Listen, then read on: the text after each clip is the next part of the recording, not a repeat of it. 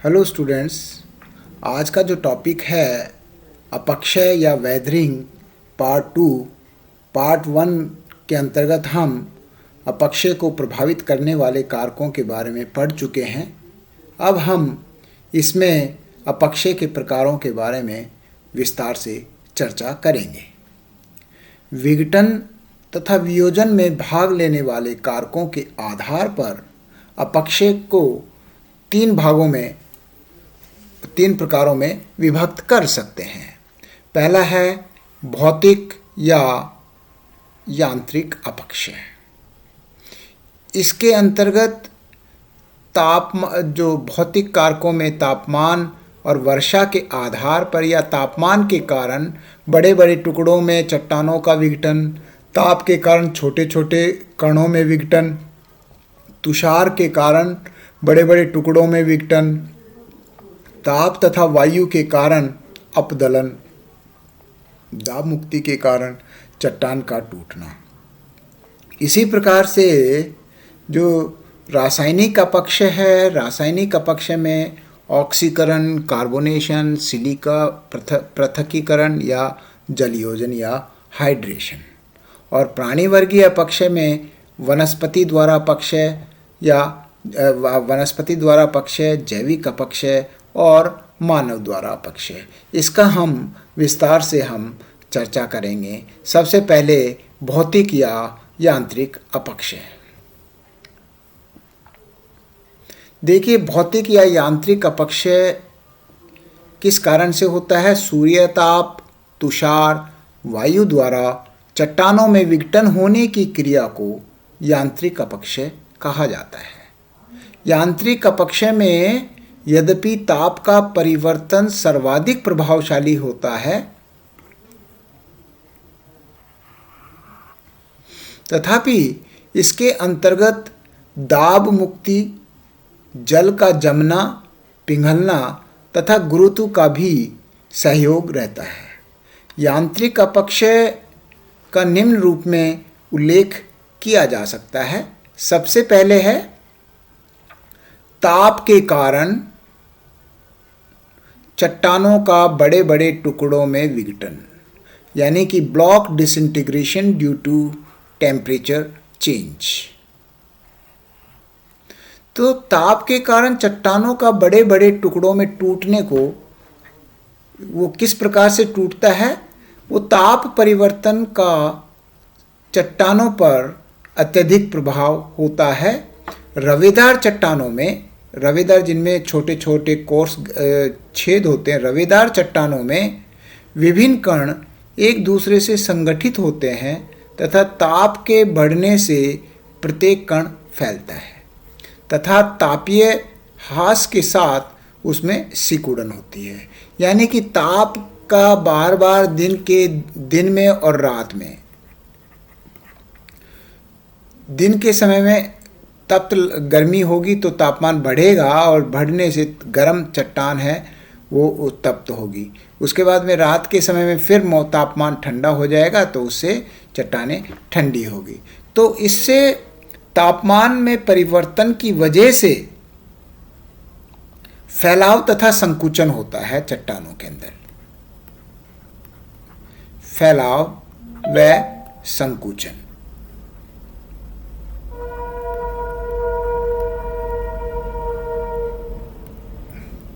की क्रिया होती है और इससे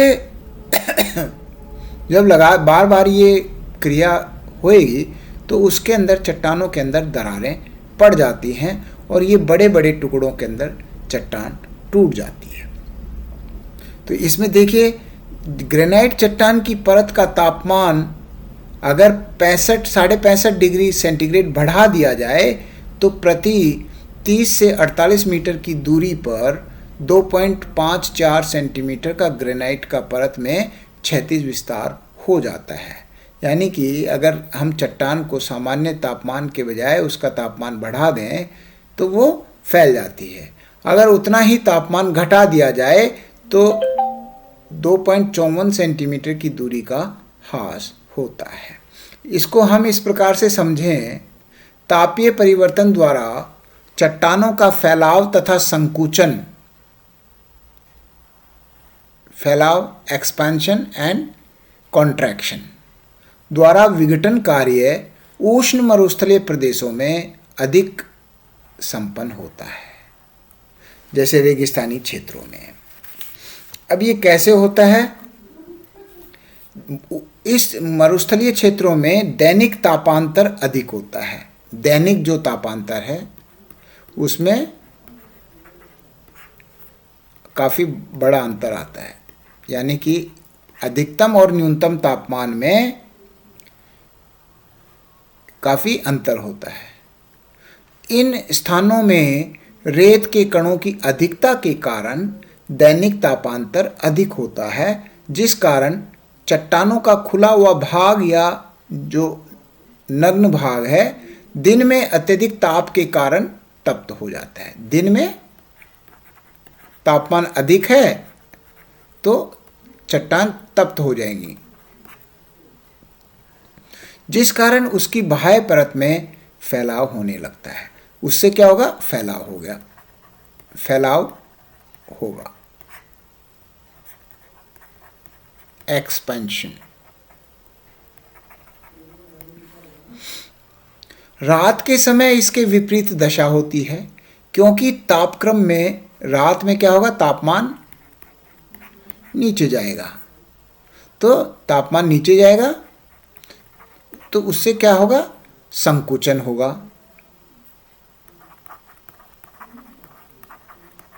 संकुचन या चट्टानों में कॉन्ट्रैक्शन होगा।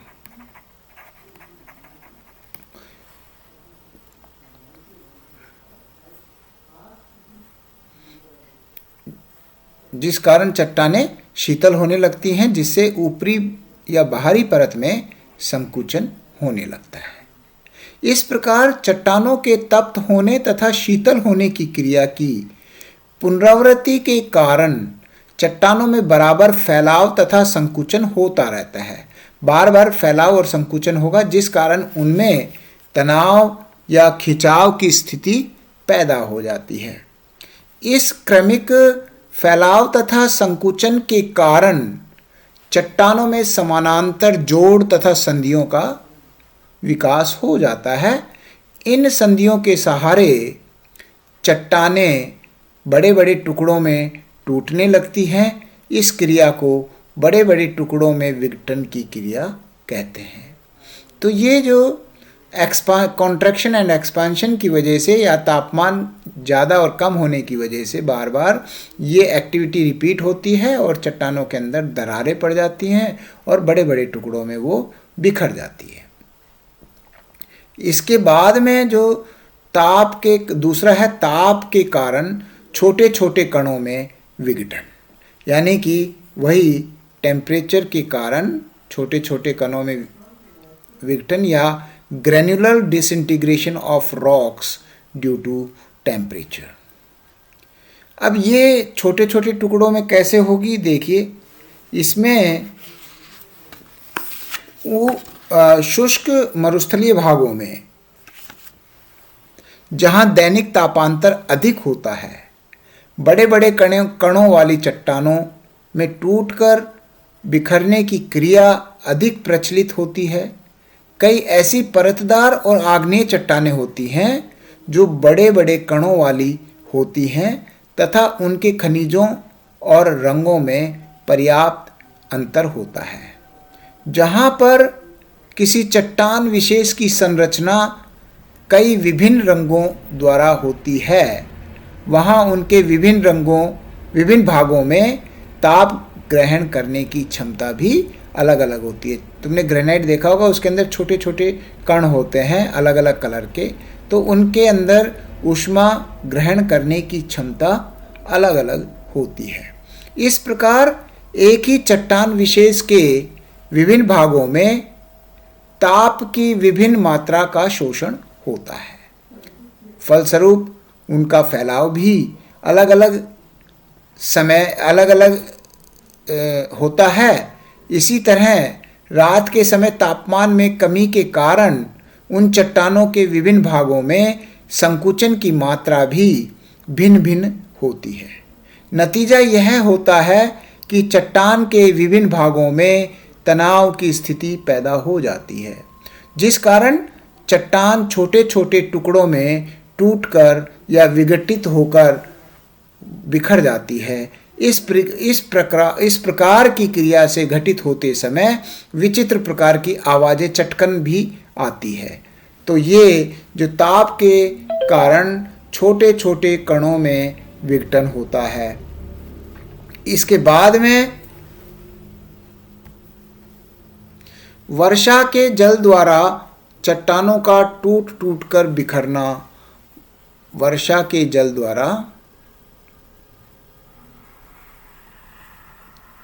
चट्टानों का टूट टूट कर बिखरना, यानी कि shattering due to rain water and heat.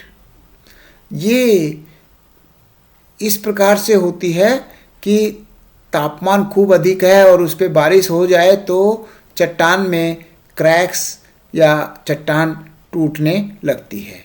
गर्म प्रदेशों में जहाँ पर तापमान अधिक होता है, इस क्रिया का संपादन अधिक होता है। तप्त चट्टानों के ऊपर जब अचानक जल के छींटे पड़ते हैं तो उनमें चटकन आ जाती है। चट्टानों की ये चटकनें जल के साथ मिली ऑक्सीजन तथा कार्बन डाइऑक्साइड गैसों के रासायनिक प्रभाव के कारण होती है।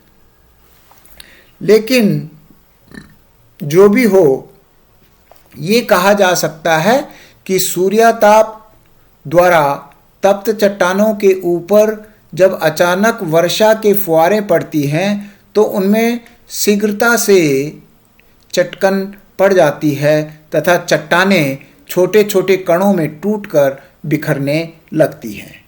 रेगिस्तानी भागों में अचानक वर्षा होने के कारण यह क्रिया अधिक रूप में संपादित होती है। संयुक्त राज्य अमेरिका के टेक्सास प्रांत में इस क्रिया के कारण चट्टानों का बिखरना सामान्य घटना है।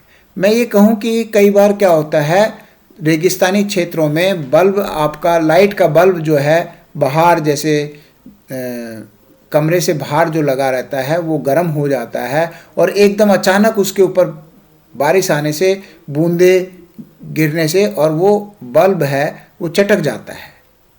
तो इसी प्रकार से ये चट्टानें भी चटक जाती हैं। उसके बाद में चौथा पॉइंट है तुषार कणों द्वारा बड़े बड़े टुकड़ों में विघटन, block disintegration due to Frost.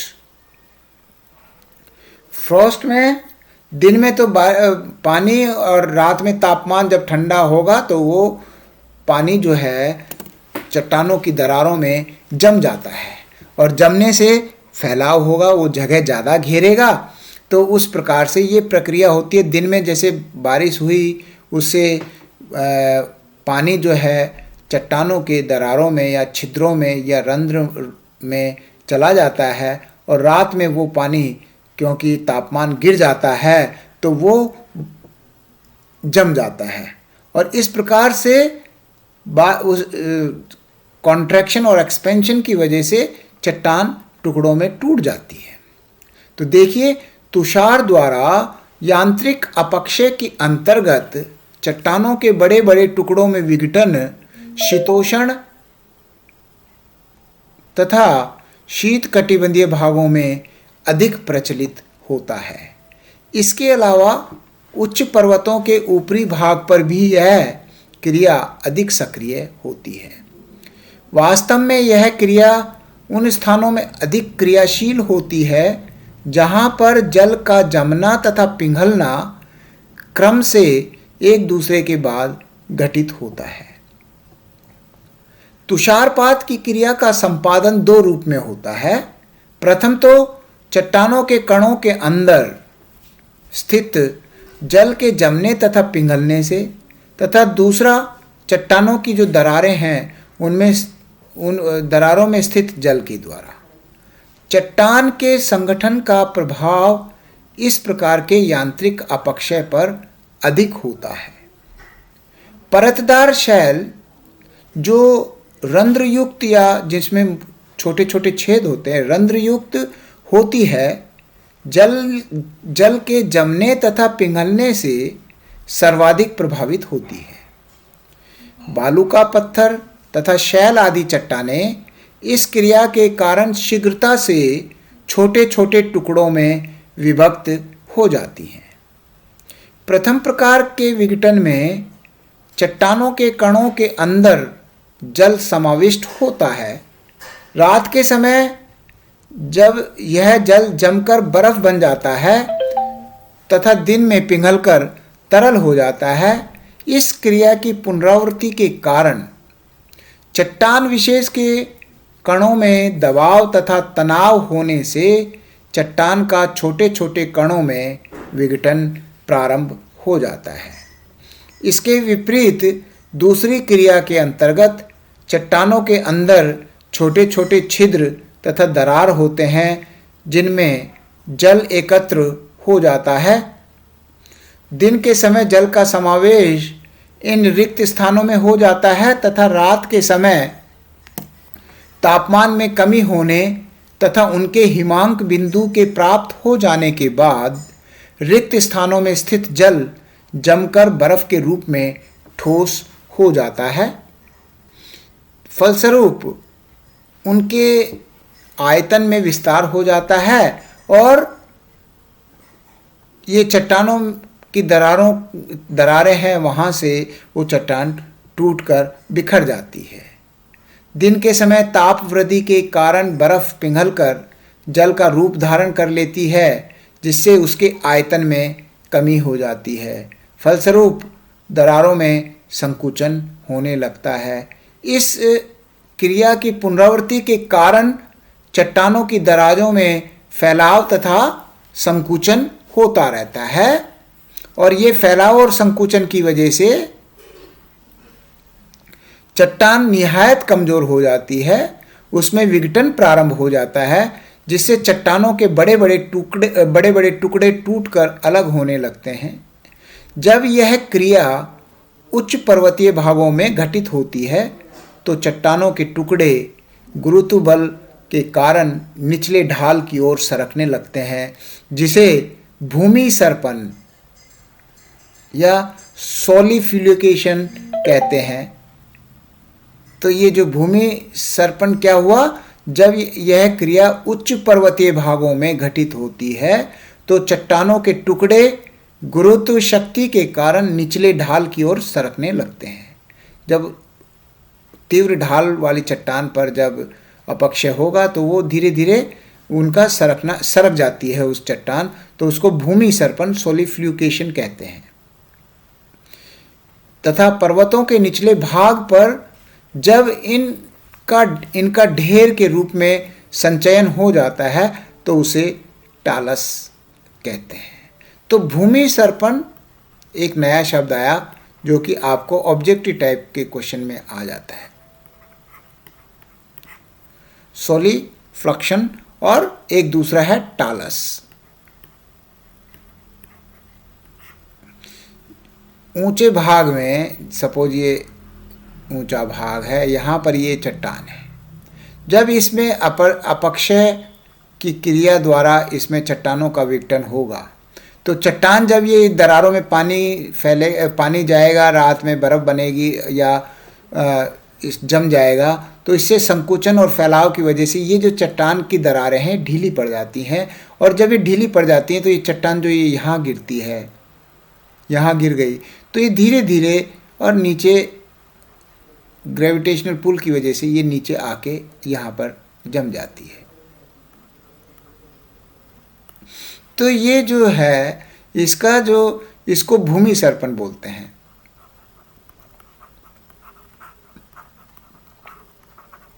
यहाँ पर जो मलबा जम गया इसको बोलेंगे टालस। तो ये जरा ध्यान रखना। पांचवा है वायु तथा ताप द्वारा अपदलन, यानी कि exfoliation due to temperature and wind.